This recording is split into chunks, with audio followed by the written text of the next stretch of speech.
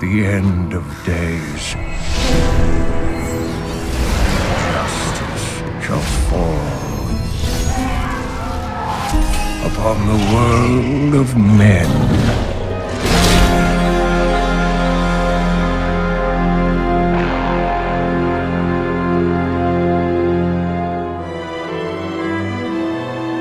Since the dawn of time, a perpetual war called the Eternal Conflict has raged between the hosts of the high heavens and the legions of the burning hells.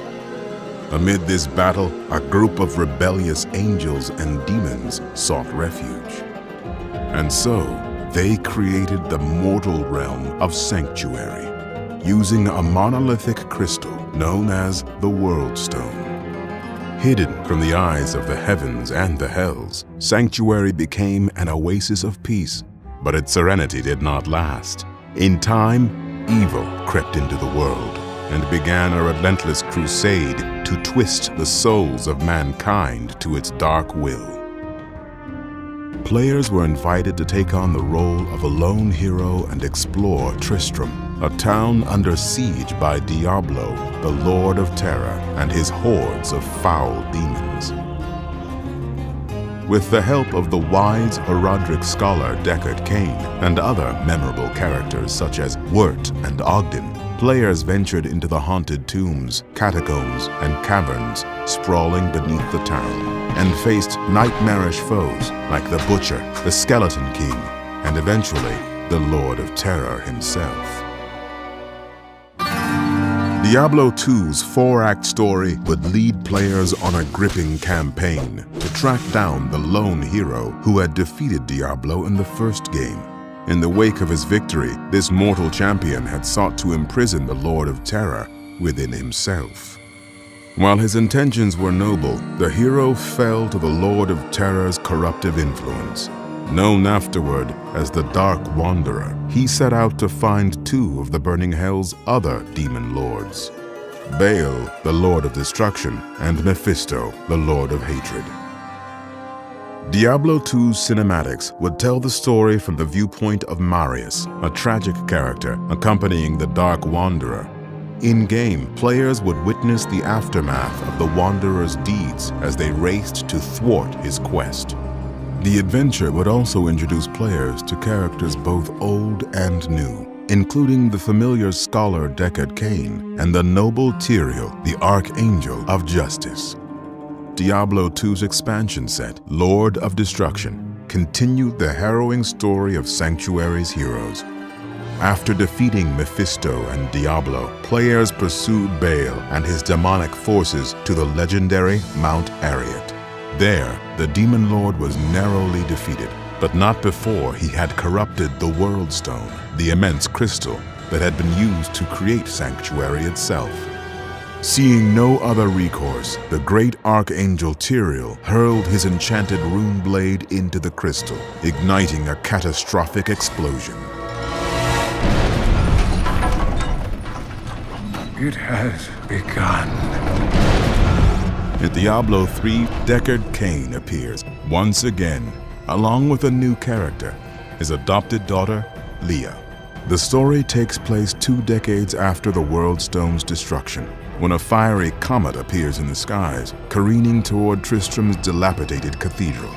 Drawn by this foreboding omen, players venture out to investigate the comet and discover its true meaning.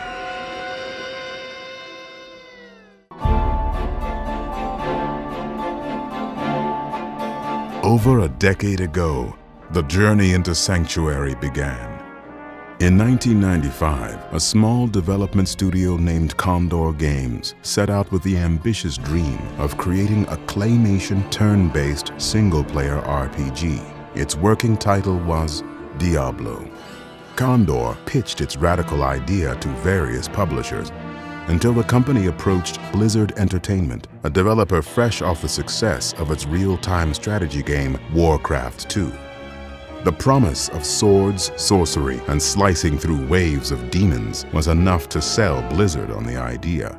The two companies dug in and set to work on Diablo, but not without making a few changes to the game's state. Diablo's turn-based mechanic was replaced with real-time combat. In hindsight, this was a crucial decision. The game's relentless hack-and-slash feel would become one of the franchise's cornerstones.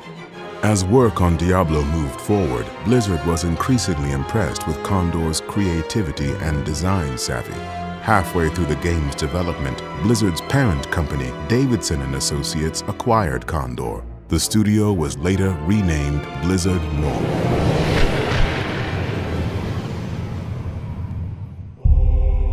Diablo missed its intended holiday release date and hit store shelves on December 31, 1996. But this setback did not diminish the game's success. Diablo's simple but fun gameplay captivated gamers. Over the next year, it sold more than 750,000 units and won GameSpot's Game of the Year award. Much of Diablo's success was thanks to the game's replayability. Dungeons, items, and monsters were randomly generated, meaning that no two playthroughs of the game would ever be the same. Hello, my friend. Stay a while and listen. Diablo's dark artistic style and cinematics, haunting soundtrack, and liberal amounts of blood and gore created the perfect gothic horror atmosphere. Diablo was also the first game to be released with Battle.net, Blizzard's free online gaming service. Battle.net would become a pillar of Diablo's success, as well as that of Blizzard's future games. In the year following Diablo's release, the number of Battle.net users surpassed 700,000, with 13 million games played. Fresh meat. Already, gamers were anticipating a Diablo sequel. So too were Blizzard North's developers, but crafting a sequel would be a task exponentially more difficult. The time that was poured into Diablo 2 soon eclipsed the long hours that Blizzard had spent creating the first game. After 3 years, Diablo 2 was released worldwide on June 29, 2000. Diablo 2 introduced many new features to the franchise, such as branching skill trees, crafting, and even the legendary cow legend. Yet it also stayed true to its roots as a fast-paced and accessible action RPG. Rather than being confined to one area of Sanctuary, players would be able to venture through vast deserts, dense jungles, and even the burning hells. Diablo 2 garnered numerous awards and sold more than 1 million units in the first 2 weeks, setting a record for the fastest-selling PC game of its time. The number of active Battle.net users swelled to 8.5 million, with more than 1 million games played per day. In 2001, Blizzard released Diablo 2's expansion set, Lord of Destruction. Diablo 2 and its expansion received an extremely positive response from gamers and critics alike. In light of this success, it seemed obvious that Blizzard would create another Diablo game. But as the years passed, no official word of a new Diablo title surfaced. When Blizzard North closed its doors in 2005, some gamers questioned when, or even if, the realm of Sanctuary would be explored by Blizzard's developers again.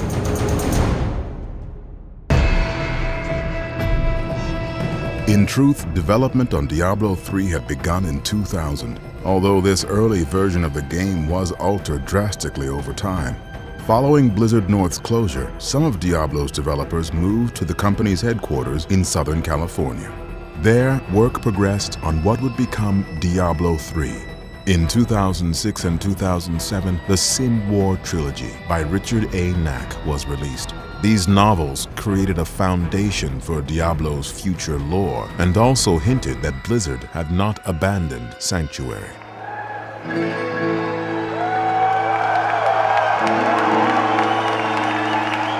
The truth was finally revealed on opening day of Blizzard's 2008 Worldwide Invitational in France.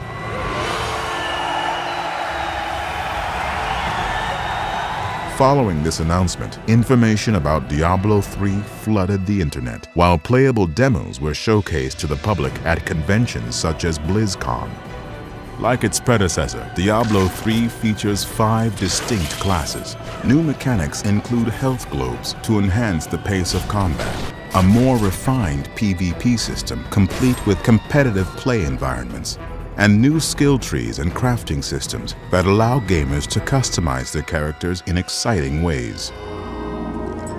What am I missing, Uncle? What am I supposed to see? Some of Blizzard's most compelling cinematics to date were created to bring Diablo 3's world and story to life in astounding detail. Nearly every facet of Diablo 3 is poised to do just as its predecessor had done, to provide the lands of Sanctuary with even greater depth, and perhaps for the first time, truly bring them to life. But even so, a vast road of potential still lies ahead. Only time will tell where it leads next, and what terrors await players in the years to come.